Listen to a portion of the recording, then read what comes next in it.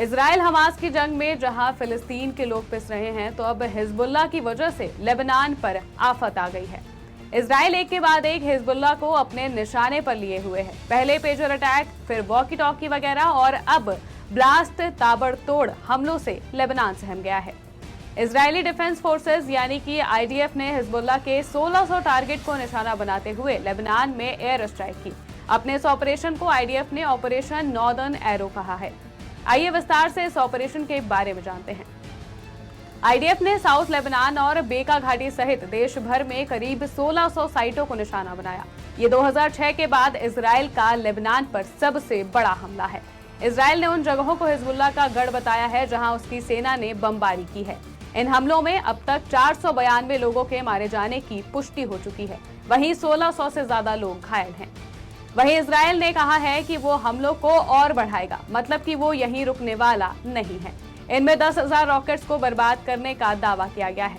IDF ने कहा कि वायुसेना उन घरों को निशाना बना रही है जहां हिजबुल्लाह की ओर से रॉकेट, ड्रोन और मिसाइलें तैनात की गई थी।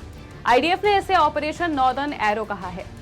ऑपरेशन के तहत इजराइल ने लंबी दूरी की क्रूज मिसाइलों, 1000 किलोग्राम हथियार वाले भारी रॉकेट और घरों में रखे विस्फोटक ड्रोन को निशाना बनाया। तनाव बढ़ने के बीच आईडीएफ ने लेबनानी नागरिकों से हिजबुल्लाह के ठिकानों के पास वाले इमारतों को खाली करने की भी अपील की है। इससे पहले हिजबुल्लाह ने सोमवार को 200 से ज्यादा रॉकेट से इजराइल पर हमला किया था। इस वजह से उत्तरी इजराइल के कई शहरों में सायरन बजे, इलाके में भारी नुकसान हुआ और इजरायली लोगों को शेल्टर में शरण लेनी पड़ी। इजरायली डिफेंस फोर्स ने कहा है कि हिजबुल्लाह ने उत्तर की ओर लगभग 20 रॉकेट दागे, जिसमें सभी को तबाह कर दिया गया। कुछ रॉकेट खुले में गिरे हैं। इजरायली सेना ने एक बयान में कहा कि एयरफोर्स ने लेबनान में उस जगह पर हमला किया जहां से रॉकेट लॉन्च हुए। नेतन्याहू ने भी सोशल मीडिया पर पोस्ट करते हुए अपने मैसेज में लेबनान वासियों को संदेश दिया है। उन्होंने कहा, इजराइल की जंग आप यानी कि लेबनान के लोगों से नहीं है, बल्कि हिजबुल्लाह से है। लंबे समय से हिजबुल्लाह आप लोगों को इंसानी ढाल की तरह इस्तेमाल कर रहा है। सुनिए नेतन्याहू ने क्या संदेश दिया।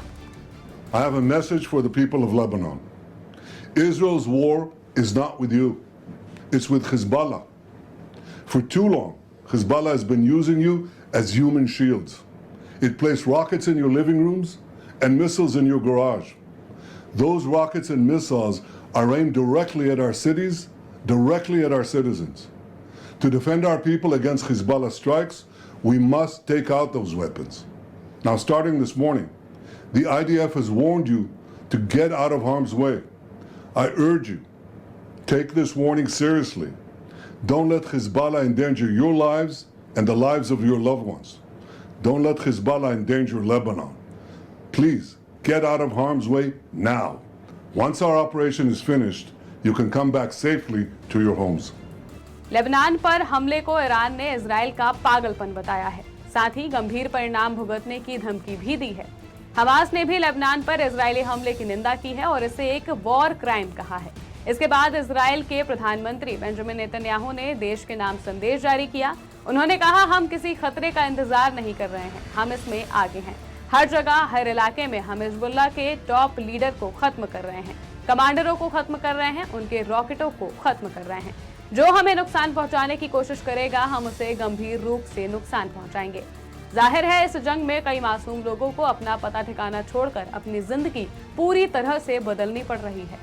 अब इजराइल और हिजबुल्लाह की इस जंग का अंत कहां होगा, ये तो आने वाला वक्त ही बताएगा। डेस्क रिपोर्ट, आज की खबर।